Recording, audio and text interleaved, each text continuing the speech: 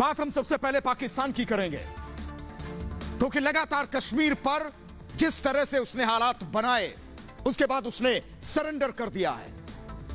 पाकिस्तान का सेना प्रमुख बुज़दिल बाजवा बहुत दिनों बाद एलओसी गया, लाइन ऑफ कंट्रोल, लेकिन एलओसी पर पहुंचते ही वो रोने लगा, गिड़गिड़ाने लगा, कह रहा है कि कश्मीर पर हम हार गए और भारत जीत गया है।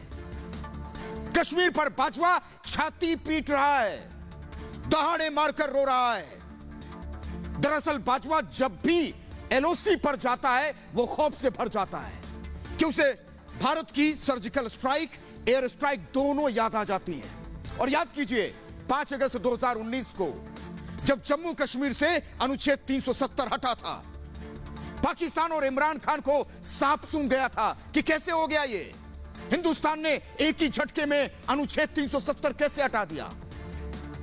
फिर इमरान खान ने फन उठाने की कोशिश की, भारत को परमाणु हमले की बार बार गीदड़ फपकी देने लगे। इमरान तो इमरान, उन्होंने अपने शेख चिल्लियों को भी भारत को धमकाने में लगा दिया था, और एक शेख चिल्ली शेख रशीद था, है तो वो अब भी वही डरपोक शेख चिल्ली जो परमाणु परीक्षण के दौरान डर के मारे पाकिस्तान से भाग गया था और एक गुफा में छिप गया था। लेकिन कश्मीर को लेकर वो अपने कुर्ते की जेब में 50 ग्राम से लेकर 100 ग्राम के परमाणु बम लेकर टहल रहा था, कह रहा था भारत पर ये बम फेंक देंगे। तब उसकी इस हरकत पर पूरी दुनिया हंस रही थी, लेकिन हम तब भी जानते थे कि जो गरजते हैं वो बरसते नहीं हैं, और जो बरसते हैं वो गरजते नहीं हैं। क्योंकि 4 बार हमने पाकिस्तान को युद्ध में धूल चटाई। हमें यह पता था कि यह बाजवा की बुज़दिल सेना है, जिसमें इतनी भी हिम्मत नहीं कि कभी वो आमने सामने भारतीय सेना का मुकाबला कर सके। बाजवा जब एलओसी पर गया तो एक कबूतर भी ले गया, गुलाबी कबूतर।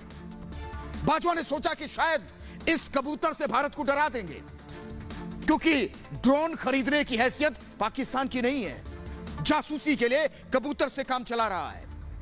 कबूतर खान को लगा था कि बाजवा शेर है उनका, आर्मी प्रमुख, एलओसी पर जाएगा तो दहाड़ेगा, लेकिन वो तो रोने लगा, और इसका अंदाजा इमरान को भी नहीं था। ऊपर से जो कबूतर बाजवा ने उड़ाया उसे हमने कठुआ में पकड़ लिया, और इसके बाद से बाजवा एलओसी से गायब है। मैं बाजवा और पाकिस्तान से सिर्फ एक बात कहना चाहता हूं कि देर है दुरुस्त आए। अच्छा हुआ कि पाकिस्तानी सेना ने मान लिया कि वो कश्मीर पर हार गए हैं, और अच्छा होगा इसी तरह से पीओके पर हार मान लो, नहीं तो फिर कोई बाजवा बॉर्डर पर जाएगा और रोएगा कि हम हार गए हैं, क्योंकि तब एलओसी बचेगी नहीं।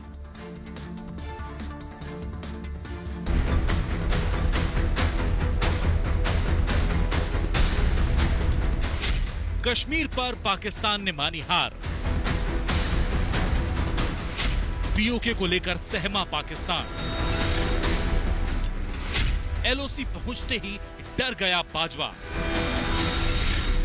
जम्मू कश्मीर से जैसे ही अनुच्छेद 370 हटाया गया, पाकिस्तान उबलने लगा था। हिंदुस्तान को बार बार परमाणु हमले की गीदड़ फपकी दे रहा था। इमरान खान दुनिया भर में कश्मीर पर गिड़गिड़ा रहे थे। इमरान जहां भी जाते नाश्ते से पहले कश्मीर का राग आलापते थे, लेकिन हिंदुस्तान जानता था कि ये पाकिस्तान है और उसके पास बुज़दिलों की फौज है। हिंदुस्तान जानता था कि कश्मीर में जब नया सवेरा उगेगा तो पूरी दुनिया खुश होगी, सिवाय पाकिस्तान के।